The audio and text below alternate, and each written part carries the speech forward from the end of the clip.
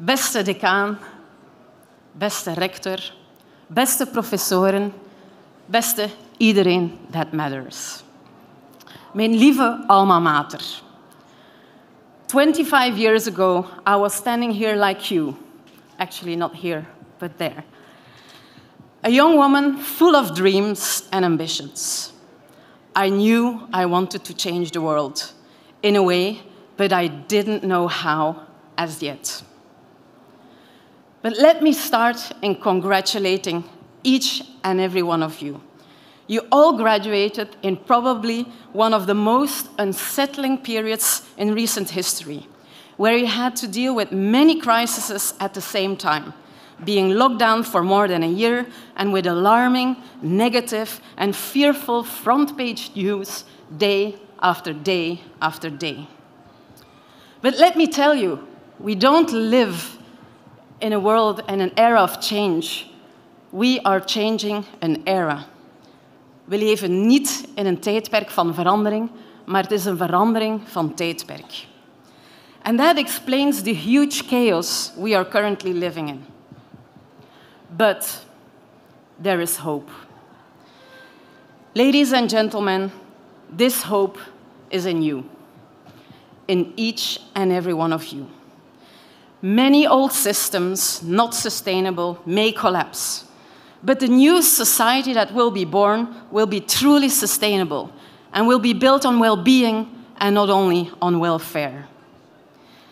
In my role as CEO of Accent, giving new chances to more than 30,000 people every day, I often get asked what the competences of the future are. And I like to summarize them in 6 C's. 1, curiosity. You can look at the world as if nothing is a wonder, or everything is a wonder. It is your choice. But believe me, those who look at life with verwondering, as Caroline Powell so beautifully taught us all, and you look at the why, you will start to understand so much more. It's not really about big data, but about big insights. And if you understand the why, you have the keys to unlock unlimited potential, also in the companies and the jobs that you may lead. 2, creativity. No, that's not art and crafts. Creativity is intelligence having fun.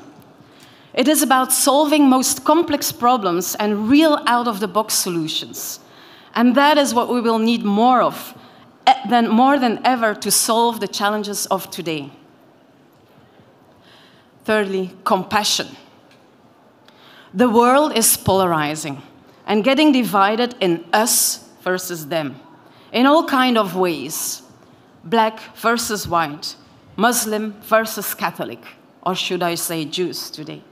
Rich versus poor, vaxxed versus unvaxxed, VUB versus Leuven, handelsingenieur versus, And unfortunately, our social media further leads into tunnel visions that we all have, and into one-liners or tweets of divide, rather than trying to connect.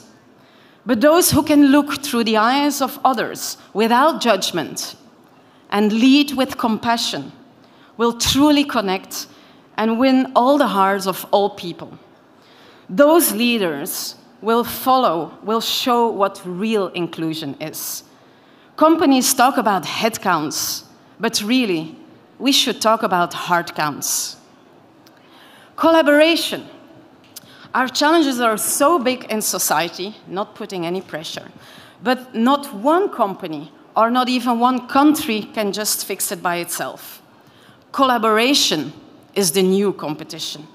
We are moving from ecosystems with the hierarchical pyramids to ecosystems.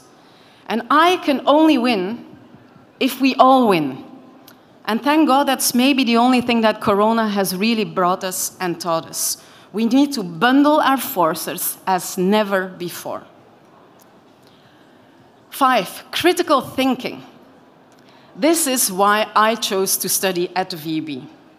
We need to be able to question everything. Henri Poincaré already told us that our thinking should never be about dogmas and never limited by that. Trusting science is daring to question it with an open mind and an open heart.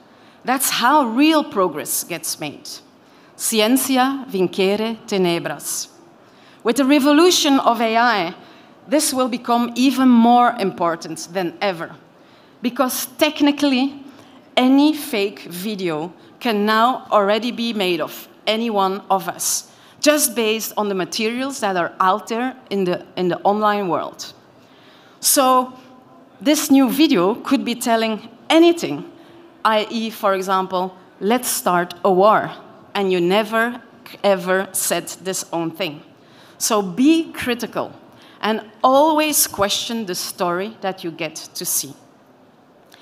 And last but not least, and I'm so grateful I've heard a few amongst you talking me about that. We need courage, the C of courage. We need leaders with courage. The word courage comes from the word cœur. It's those who dare to take decisions based on following their heart and not just their mind or what is expected to be. Those who dare to go off the beaten path. Those who dare to say no. Those who dare to question and who are open-minded to find radically new ways to build a splendid future ahead. I would like to conclude with some personal advice after my 25 years of career. You may see here a successful businesswoman, a happy wife, or a very proud mom of 3 wonderful kids, one of which studies at the VUB. But success is always a result of many failures. And I would like to share 3 big lessons I experienced myself. You win some, you learn some. You never lose.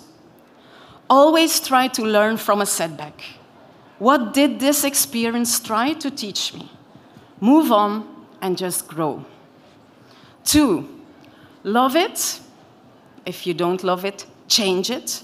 If you can't change it, leave it. Love it, change it, or leave it. Whether this is in your personal life or whether that's at work, you always have a choice. You always have an option. Ladies and gentlemen, you are gold. And if you're in an environment or with a person who doesn't see or value that, change it. And if you can't change it, leave it. And last but not least, if you want to change the world, as I did too, I've learned that I needed to change myself. Always look to learn new things. Always dare to make mistakes. It's okay, I make them every day. Go abroad like I did for almost 10 years. I had many different jobs in many countries, always new ones. I always jumped. I had no idea where to land, but you will land.